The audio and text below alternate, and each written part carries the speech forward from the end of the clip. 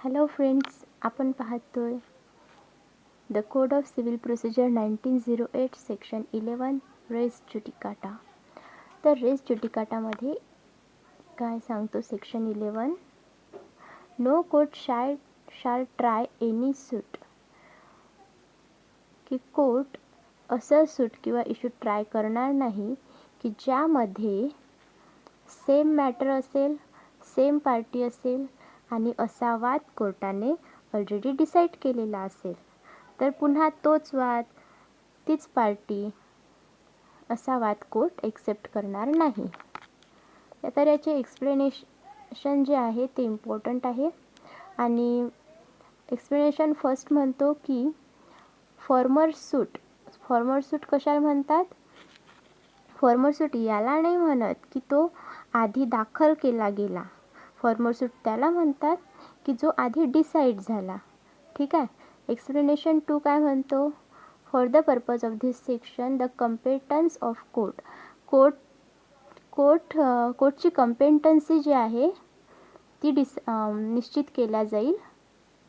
मग हे विचारात घेतल्या जाणार नाही की कोणत्याही प्रोव्हिजनमध्ये राईट ऑफ अपील आहे किंवा नाही आहे. ठीक आहे. एक्सप्लेनेशन 3 काय म्हणतो? The matter above referred to must in the former suit have been alleged by one party and either denied or admitted expressly or implicitly by the other.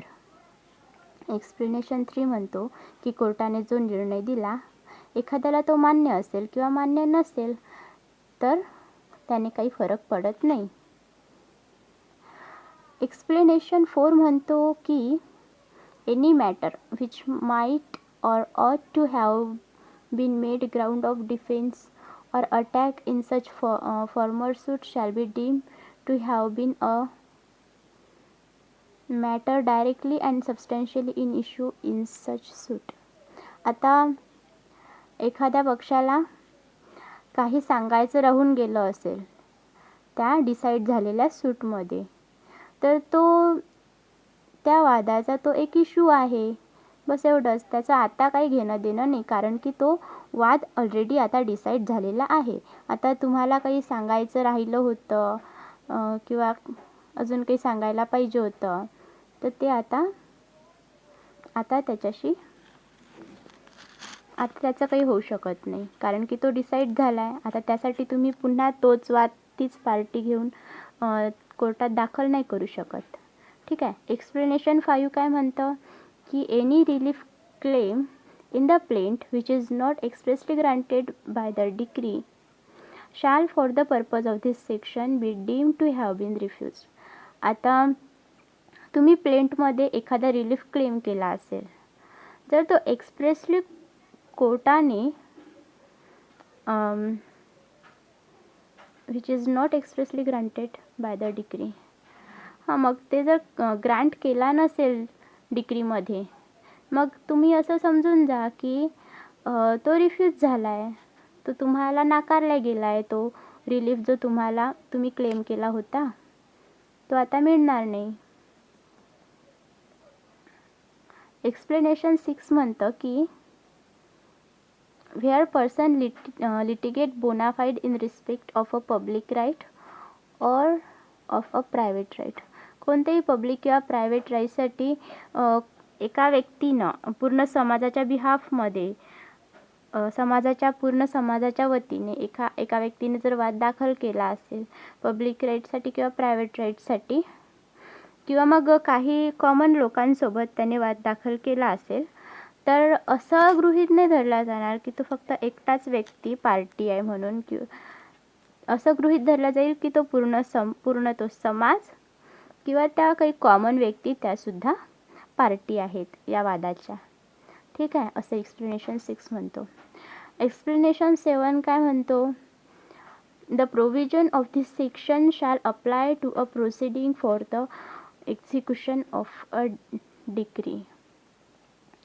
आता explanation 7 म्हणतो की हे जे रेस जुडिकाटा आहे ते execution of डिक्रीसाठी किंवा execution of ऑर्डरसाठी सुद्धा अप्लाय होईल. ठीक आहे. एक्सप्लेनेशन 8 म्हणतो की an issue heard and finally decided by a court of limited jurisdiction competent to decide such issue shall operate as res judicata in a subsequent suit.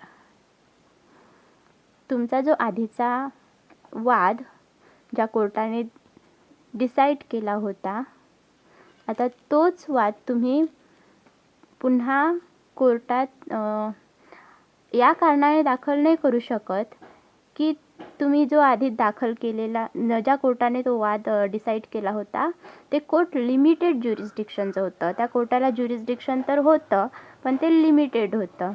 तर या कारणावरून तुम्ही पुन्हा तोच वाद, तीच पार्टी घेऊन वाद दाखल नाही करू शकत. असं करता येणार नाही. ठीक आहे. तर हेच सांगितलेलं आहे रेस ज्युडिकाटा सेक्शन 11मध्ये CPCमध्ये.